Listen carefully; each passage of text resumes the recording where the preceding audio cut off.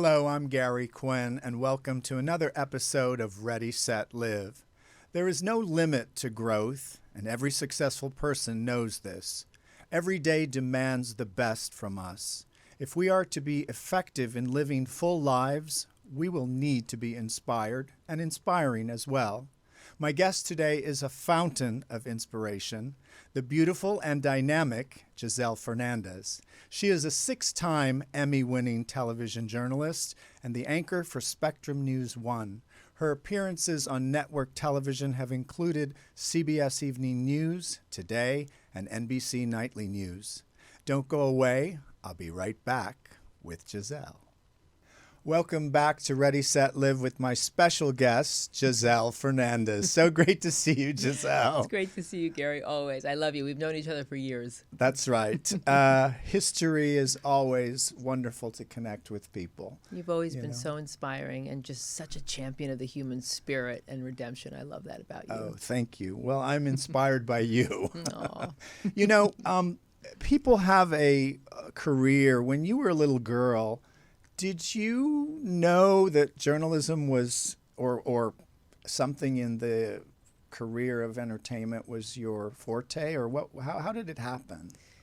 My mother's an incredible woman. She was a flamenco dancer and a mariachi singer, and she married my father. She went from New York at a very young age and met my father in Mexico because she had a passion for Mexico and the music and the arts, understandably, and she met my father, and they got married, and then she got her PhD in Mexican folklore, and she would take us at a very young age through the bowels of Mexico with her tape recorder, the old-fashioned, you press it down with the tape, the cartridges, and she would go to the very small pueblitos and interview the indigenous there about their Grimm's fairy tales, their fables, and it was so fascinating for me to watch and learn that every single person, no matter how poor or rich, has a story to tell that harkens back to our history and our experiences and cultures and just all the dynamics of life. And I thought, gosh, she went with a little box and she captured people's stories. And I said, I want to do that. And that's how it really began. I planted a seed early on. I read the tales of Nellie Bly, this young girl, turn of the century, who dressed up like a boy because girls certainly couldn't do that at that time. And she traveled the world following Jules Verne's, around the world in 80 days. And she mimicked that as a boy, writing about her journey. And I said, that is what I want to do. That's how it started. And you were how old? Oh, I was young. I was 7 and 8 when I traveled with my mom when she went by herself, driving her 1976 green, Nova. And it was just, you realized the value of even the poorest or most humble villages. You realized the value of people's story and that every single one had a story to tell. And that was magical to me. Well, I think what's so great about life is, when you look at it, we're here for such a short time that every moment cannot be taken for granted. And when you look at people's stories, like the wonderful stories you do on LA Stories, you see the transition or the upgrades of everything that they did got them to where they are today. And you then went on to, it's funny, I didn't know you went to Sacramento State University. Yes. I used to swim in Sacramento in Arden Hills training. But then you were born in Mexico, but then you came here to Los Angeles, and then you ended up you had a big break in, was it Tampa? No, you were in Miami, but you went to Pueblo, Colorado. I did. Oh my God, you've been everywhere. My first job was actually, Pueblo, Colorado. I just graduated from Sacramento State in journalism and government. I always had a fascination for both. And I remember calling up the station because I saw in Broadcast Magazine, they said they needed a photographer. And I was like, I'll do it. And I didn't know how to shoot. I didn't know anything about, at that time, they weren't like digital cameras or iPhone. You had these big packs with the big sound thing. And they said, do you know how to shoot? And I said, yes. And they said, tell you what, if you take the job, we'll pay half your flight. But if you don't take the job, you have to pay half your flight. You have to pay the whole thing. I'm like, I'll take the job. And I drove out there. And I was expecting, John Denver, Rocky Mountain High, Colorado. And instead it was like Georgia O'Keeffe, who I didn't know who she was at the time, but, beautiful, desolate landscapes with tumbleweeds going down. There weren't the Rockies. You had to go to Colorado Springs for that. But that's where I started my career. I was a photographer at first, and then I was an editor, and then I did a public affairs show. And then I gradually moved up, went to Santa Barbara, and then from Santa Barbara to Los Angeles, then from Los Angeles to Miami, and Miami to New York. And that was kind of the trajectory of my career. Wow.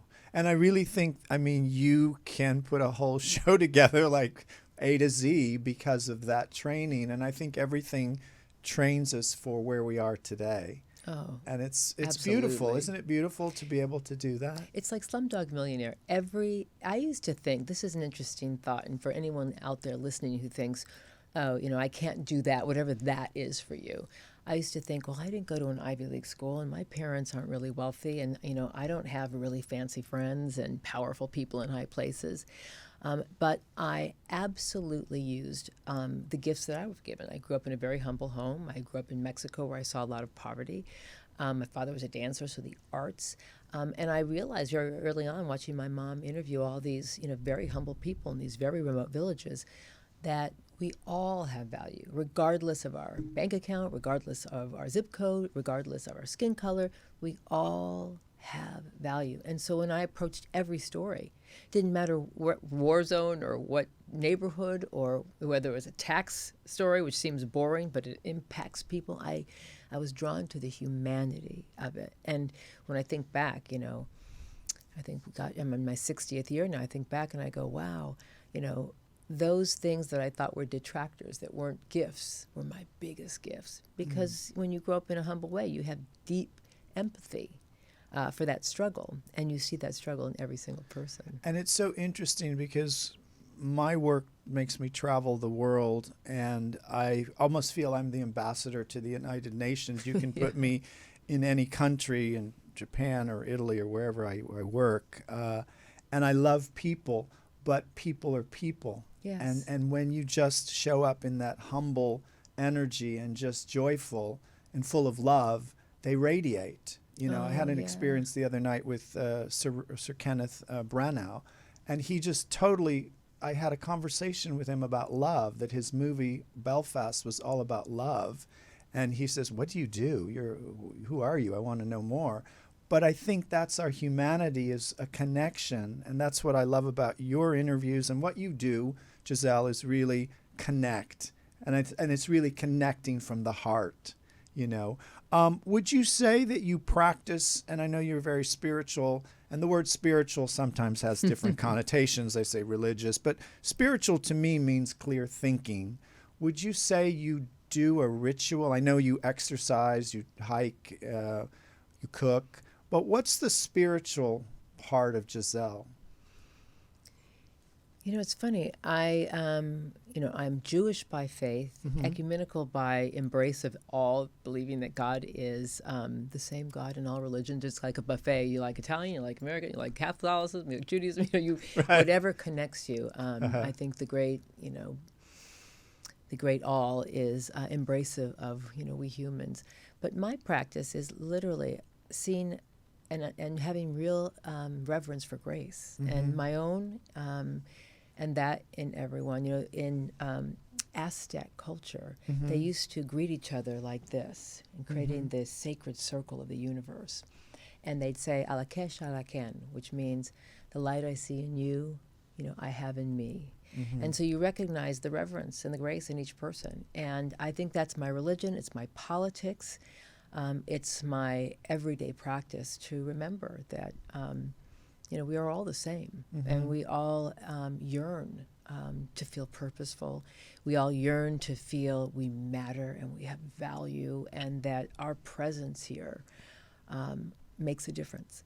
And I think you said it so well. I am so shocked, and I'm a news junkie, and I am a student of history, and I love the human condition. But I'm so shocked at the rise of otherism and separatism and hatred. And the need to oppress and suppress and subjugate. It's been a long part of our history. I just wasn't as much aware of it because I travel in, progressive cities that are much more embracive of the other. And I'm Latina, I'm Jewish, I'm a woman. So a lot of the rhetoric today is very just soul crushing. And I think what we need, and that's why I concentrate on my interview show, on really focusing on the inner view, not just the interview, but the interview. Correct. To really kind of dive into the inner workings of who each of us are, because I think when you tell your story, you realize even if you disagree with someone's politics or their religion, when you hear a mother speak about the challenges of motherhood or finances or yearning to fulfill a dream, we all can connect on that level. Mm-hmm. And we'll find that when we focus on our differences, those differences are pretty much based in doctrination, ignorance, lack of knowledge, lack of understanding and empathy of another's culture. But if we just talked more to one another, we'd see each other's reverence. My motto is, I am you. Mm-hmm. I am you.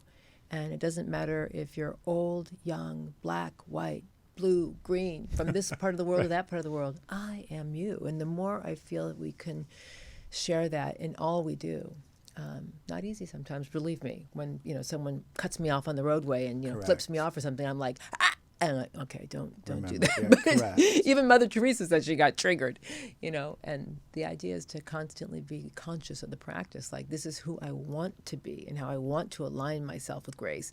Not always easy, but that's the pursuit. I think you should have a book. And it's going to be called I'm Latina, I'm Jewish, I'm a woman. Yes, and I am fabulous. That's right. That's right. Yeah. No, because I think a lot of women are not inspired enough, but now there is a movement, and I'm so happy that women are supporting other women. It's not a cat fight.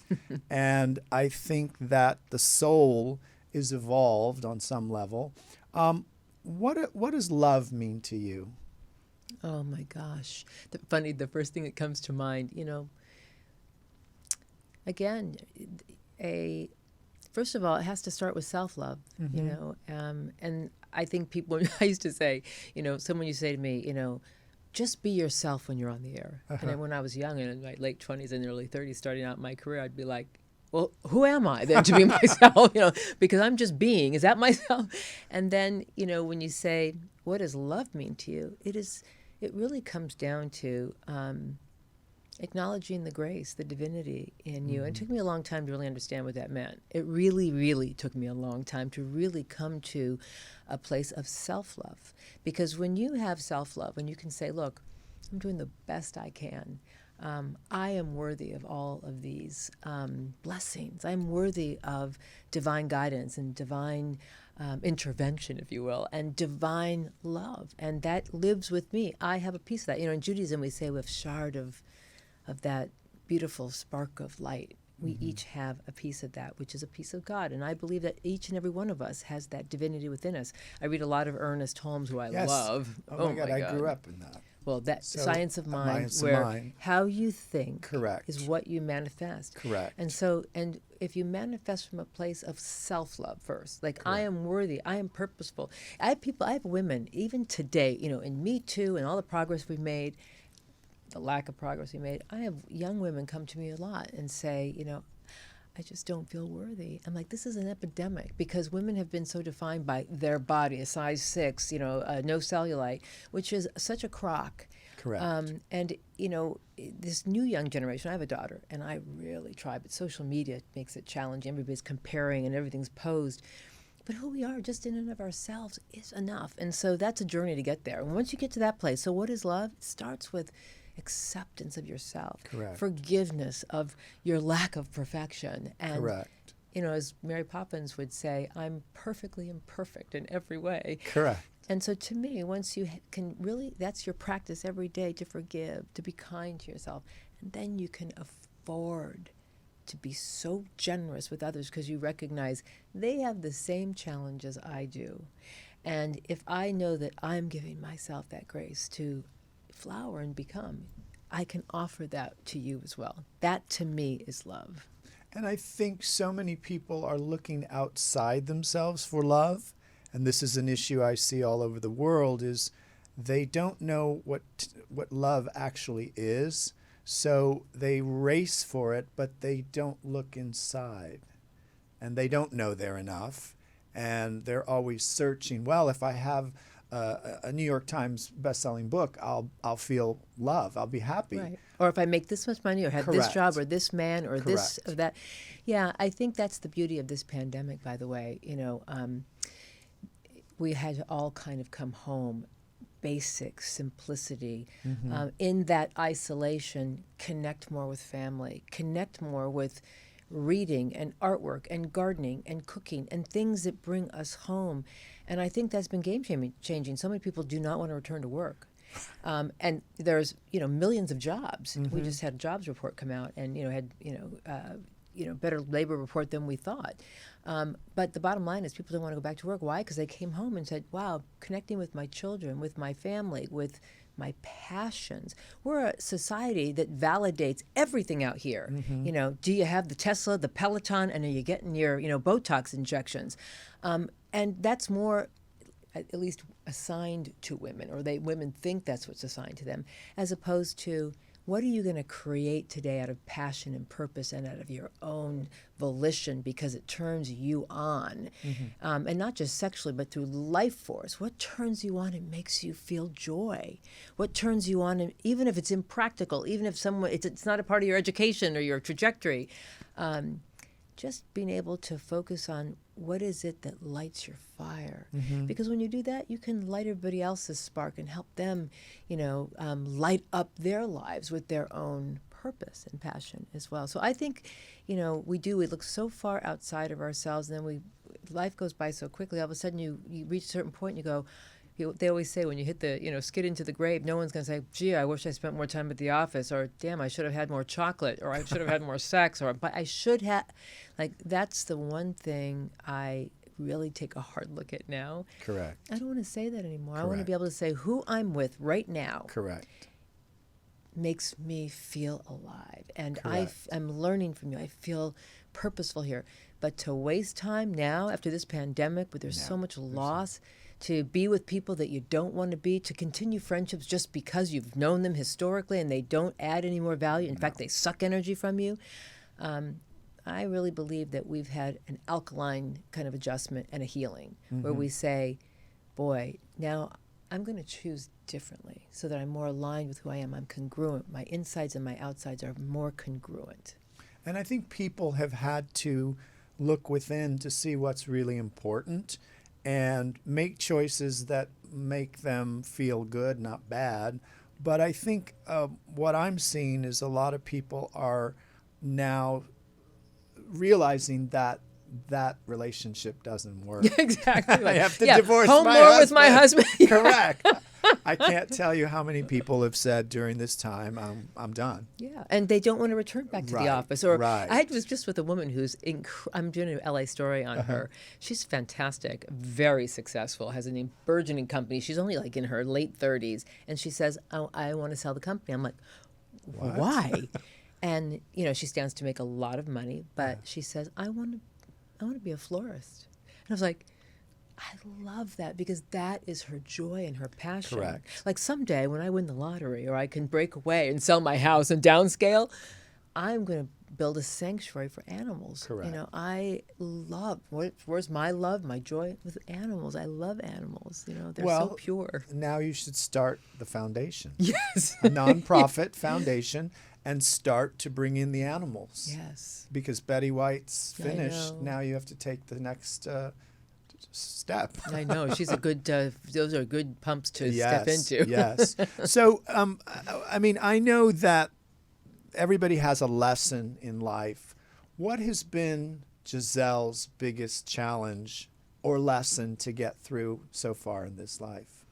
Oh, I think, unfortunately, I just interviewed somebody and I asked her that question, have you ever suffered with feeling worthy or the imposter syndrome despite your immense, accolades and successes? This was the new fire chief, the first woman fire chief, Kristen Crowley of LA City Fire Department.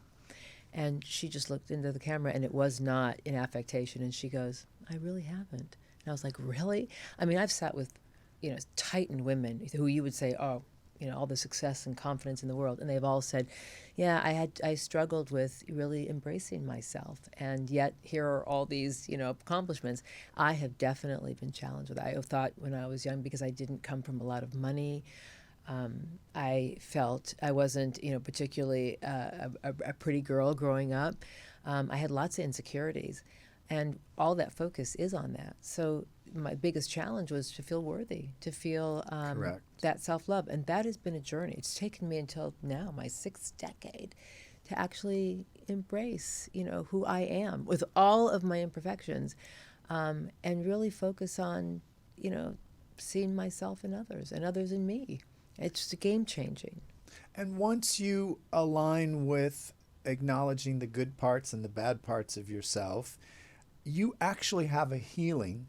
And I've seen people, they look completely different after they've forgave 5 people or energy that was blocked. And so in this life, I believe that it's now, and I wrote this quote many years ago, and it's in this moment is always a new beginning. Yeah. And that means we are in the moment of you and me, and that's all there is at the moment. And that's because all we're now. We're right now. And Right. when you're present like that, you're not thinking about the past or what's going to happen tomorrow. Correct. You're in it. And the more you can really truly bring these moments of presence to life, it is game changing. In my work right now, I am mission driven, and I've always felt that I've never had a job. I am a person, if I'm going to be happy and feel on purpose, I need to feel like my one drop of water in the big sea is actually changing the world.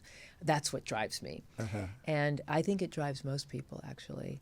And we're so focused on that to-do list, because this will make me acceptable, this will make me lovable, this will make me hireable, this will make me blah, blah, blah, as opposed to a to-be list. Correct. And I loved that. To me, I thought, yes, I want to be more congruent with who I am inside and outside. I want to be, especially in journalism today, with all the fake news and all the divisions in the country and all the, as I said, otherism. It is more important than ever to show up and to do and to be, have them aligned. Like I care deeply. I don't care about partisan politics. I care deeply about unity. So where can we find common ground and bridges? We have to have that conversation. Otherwise, we're not going to heal this broken nation. We're not going to preserve our blessed and sacred democracy, which matters, because each of us have a voice here. And I believe we become who we're intended to become, like an acorn becomes an oak. We each have the capacity to be this beautiful, expanding tree. And but we have to nurture who we are. And right now, we are so outside ourselves, trying to validate other things and be right and make distinctions, that we are losing ourselves and we're losing our nation. And I think we need a lot more love infused into Absolutely. Everything. Absolutely. And I don't care what job a person does. I think you have to bring love to the party of you and the people all around you, because love is all there is. Love is you all know, there is. and God is all there is, whatever Yeah. God you believe in. But it's really that formula of the frequency of who you are and who I am and who the people out in the real world are becoming, because they have to feel authentic. If you don't feel authentic, you can tell a person who's not happy. I always say to my daughter, because, girls have it tough in our society. I thought I had it tough growing up, but social media and Instagram and everybody looks like they're perfect. And so if you don't look like that, then something's wrong with you. That's what our kids are facing today. And I always say to my daughter, my mother used to call it the Jiminy Cricket. Listen to your Jiminy Cricket. Listen to that voice in you, your God, the higher you, the higher self in you, and learn to really attune to that. How do you feel? How did that make you feel? How does that person make you feel? And if we listen more to our inner voice, we'll tell ourselves all we need to know. We don't have to look outside ourselves. We tell ourselves, but we shut that off because we're trying to pose or become something we think we should be, as opposed to really listening in and just honoring that divine voice. I mean, really, I know these can sound so, woo-woo conversations, but the bottom line is it's absolute fact. I talk about Ernest Holmes, a mutual friend of ours, Maggie Lind, introduced me to. Yes. I was so fascinated by the science of mind because I had an interview with Carlos Santana, and we started the interview, and he said, I go, so you came up with this new album, Africa. I said, where did you get the inspiration for that? He goes, I was, he kind of swims in himself. He goes, I was at the Louvre in Paris for the first time, and I wanted to see the Mona Lisa. And she looked at me and she said, "Hey, Carlos." And I was like, in your position, I went, wait, who said hello to you? And he goes, "The Mona Lisa." And you have to meet people where they are. I'm like, "The Mona Lisa talked to you?" He goes, "Yes." I'm like, "What did she say?" He goes, "I told you." She said, "Oh." And he goes, "We were lovers in a past life." I go, "The Mona Lisa," I go, "What did you say?" And he goes, "Well, I was going to tell her I didn't remember."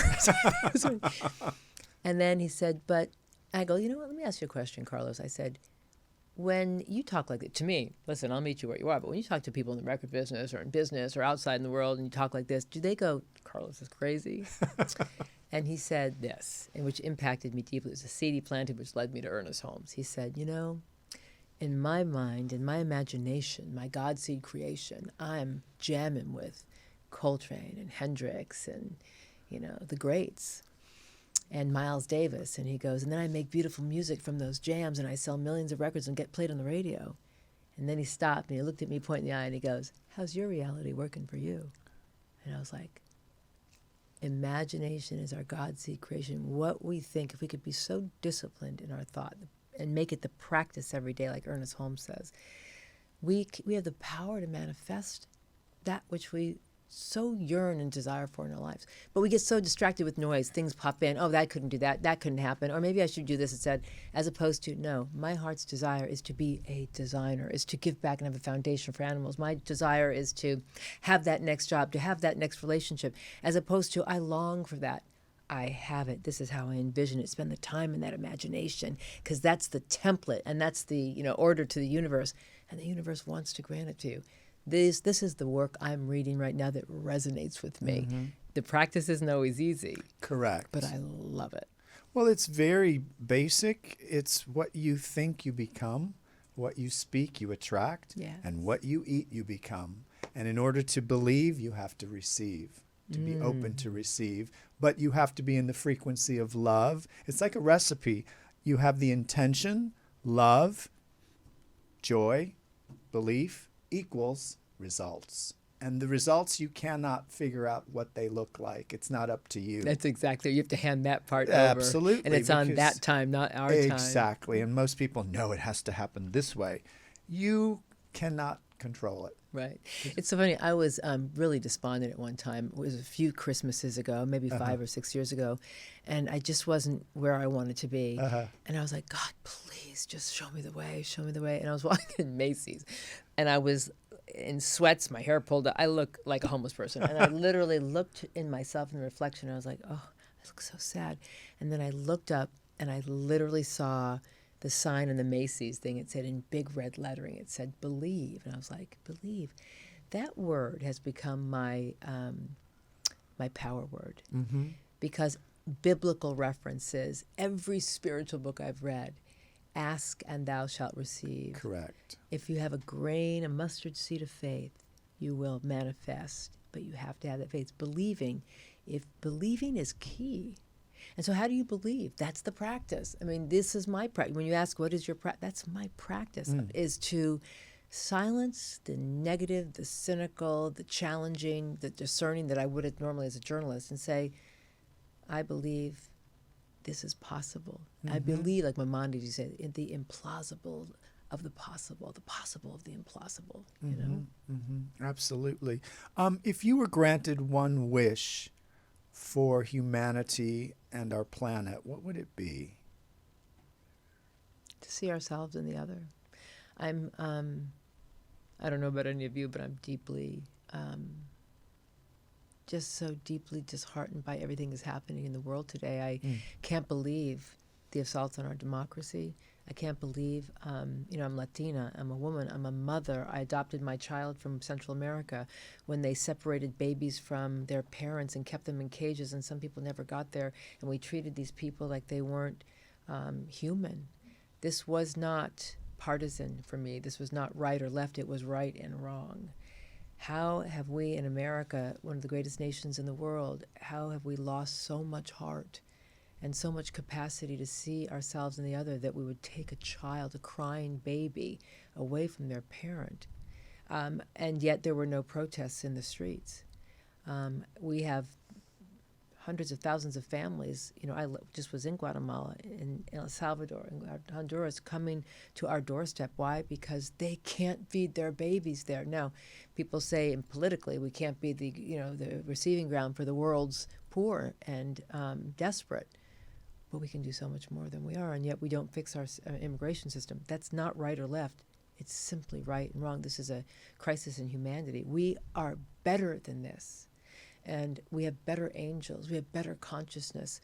But somehow we get deluded into, very divisive mentality. And we have to return to our better selves. We are better than this. Doesn't matter if we agree who should have immigration reform or who should have asylum. We should come together to discuss it. We're talking about the fate of real human beings who are just like you and me.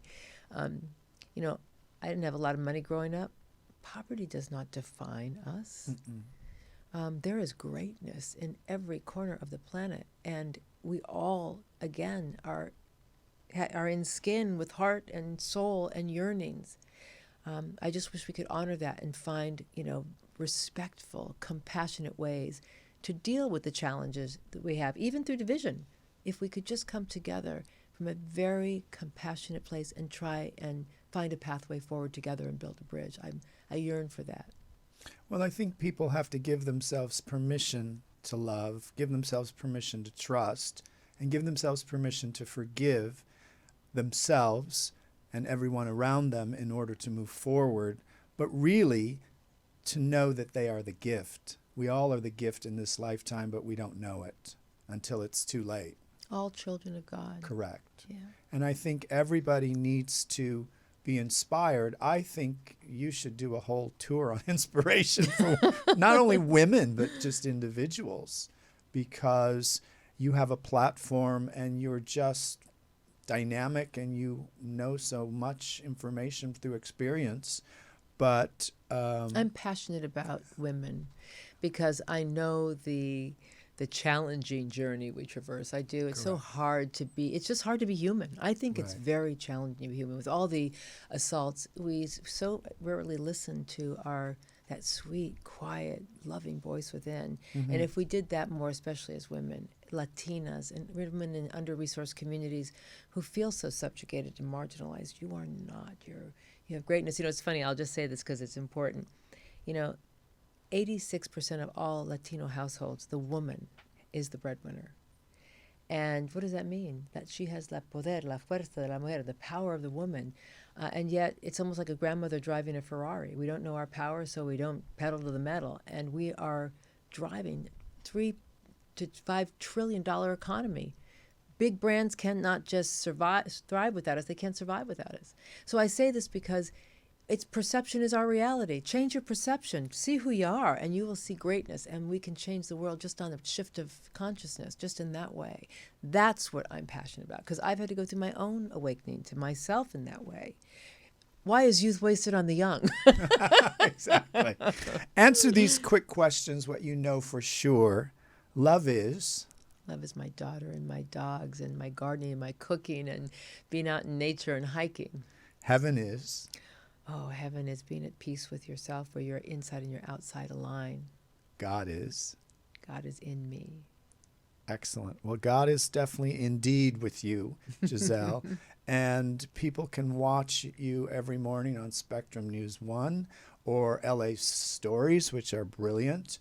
I'm so inspired to have you here today. It's such a blessing to catch up with you again, and let's not make it 6 years. Is that how long it's been? Oh my God. At least. But thank you indeed for coming in today, and I wish you all the best. You are a beacon of light and love, and you've always inspired me with your books and your podcasts and everything else you do, but most of all, your heart. And that's why I came today. I don't do many of these anymore. I mean, I know. But I'll do it for you because I think you really make the world a better place. So thank you for inviting me. I feel honored. Thank you, Giselle. Thank you. I'm Gary Quinn. Thank you for joining me on Ready, Set, Live. Until next time, be well.